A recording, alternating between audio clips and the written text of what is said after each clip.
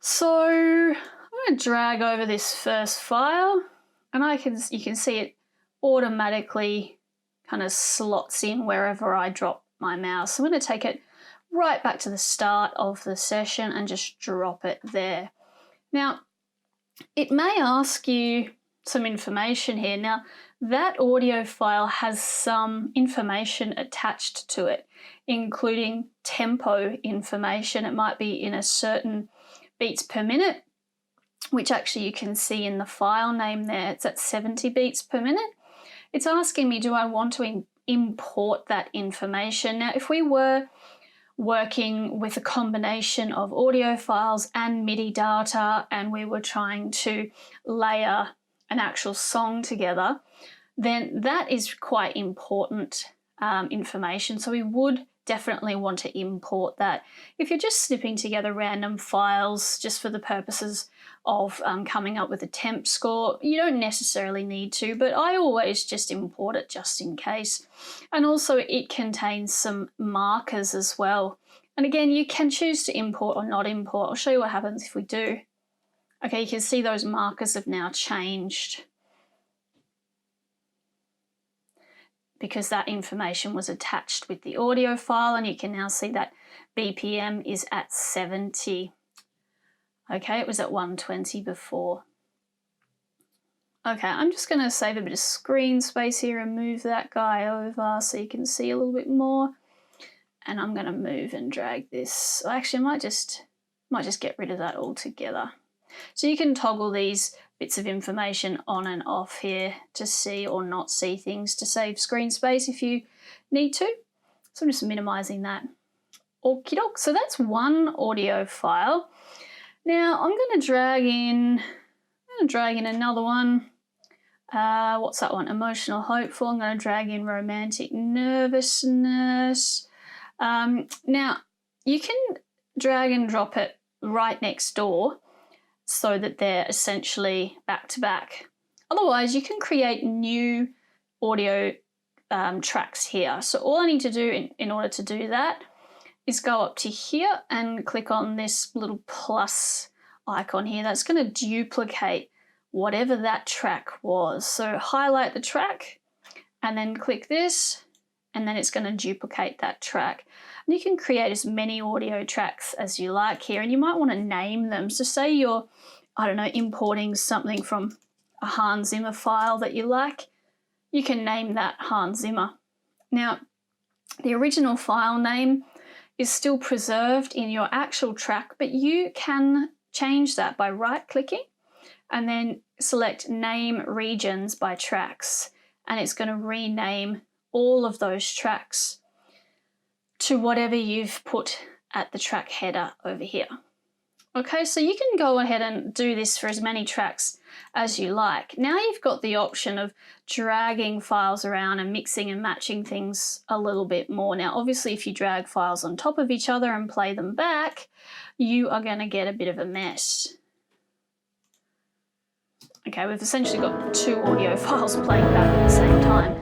That's not really what we want. We're aiming to get one long file that kind of makes some sort of sense, but you can move things and drag them around however you like to kind of get started with your ideas.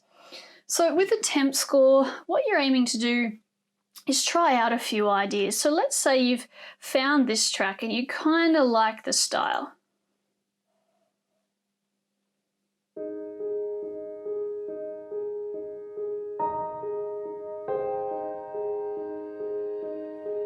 Okay, perhaps your idea is to use some alternating sort of repeated notes like you can hear there at the start. So in fact, I might call this idea repeating notes, and again, I can change that to match.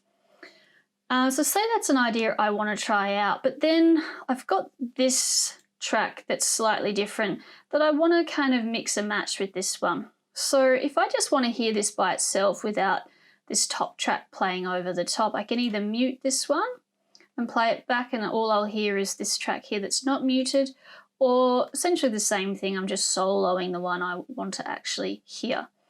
Now, by the way, this yellow thing up the top here is it's called a cycle region. by default, if that's on yellow, every time I click the spacebar or hit play, it's going to jump right back to the start of that of the session, which is quite handy if you know, you're wanting to listen to things from the start every time. If that's annoying you, you can simply click it on or off, or move it, or get rid of it, and then it will essentially play from wherever your cursor is. Except if you've got that entire region highlighted, it will play from the start of the region. So just deselect everything and it will play from wherever you put your cursor.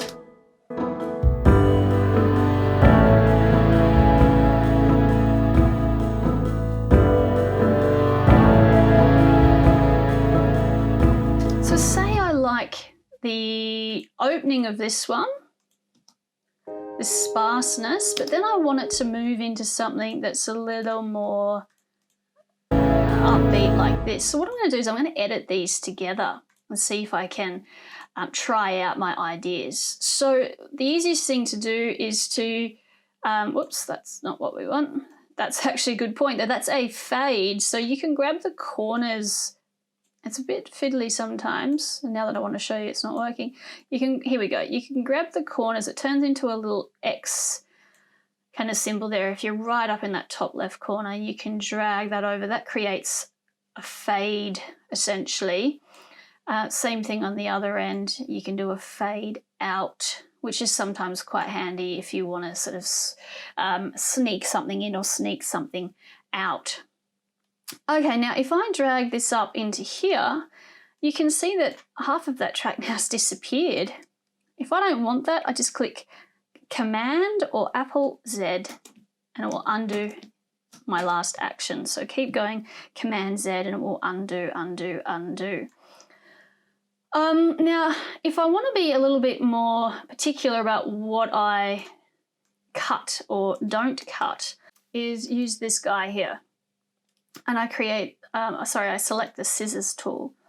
Now, this doesn't affect my ability to drag things around with my normal cursor because that's still my main mouse function over here in this drop down here. So that I never like to change that because I still like to have control over moving things around. But having this as my secondary function means that now whenever I click Command or Apple, you can see that it turns into a pair of scissors.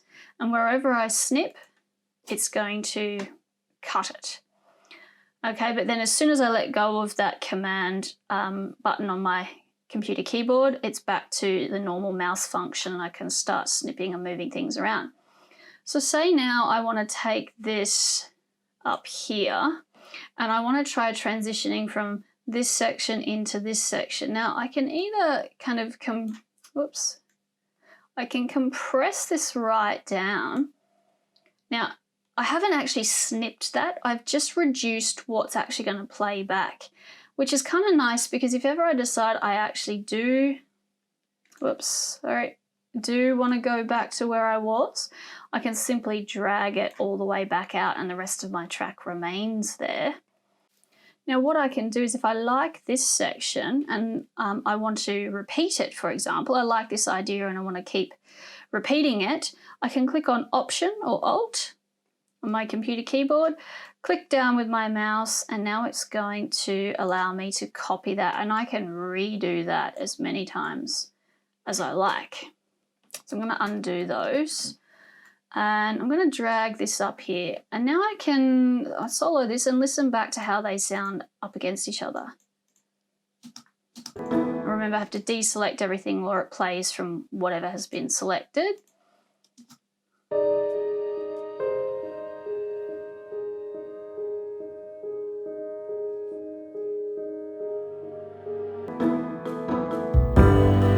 So let's get a little more refined in this particular section. I'm going to make this larger so that I can really zoom in and have a look at what's happening here. Now you can hear that there's some strings that came in just before the end of this repeating notes section.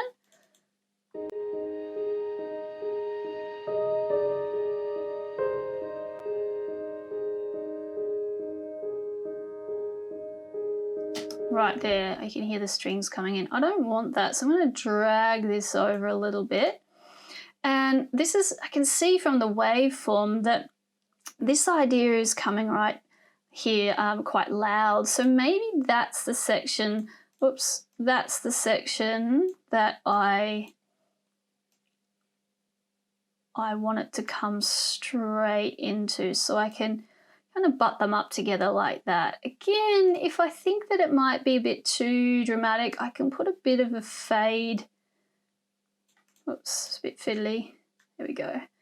Bit of a fade from one to the other and see if that works. Always forget to deselect.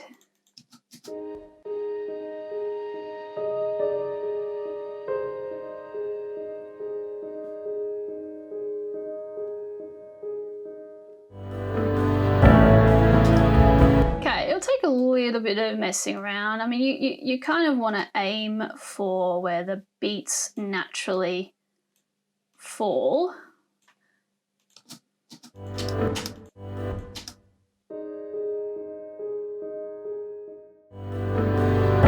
Yeah. Okay, so it takes a little bit of tweaking.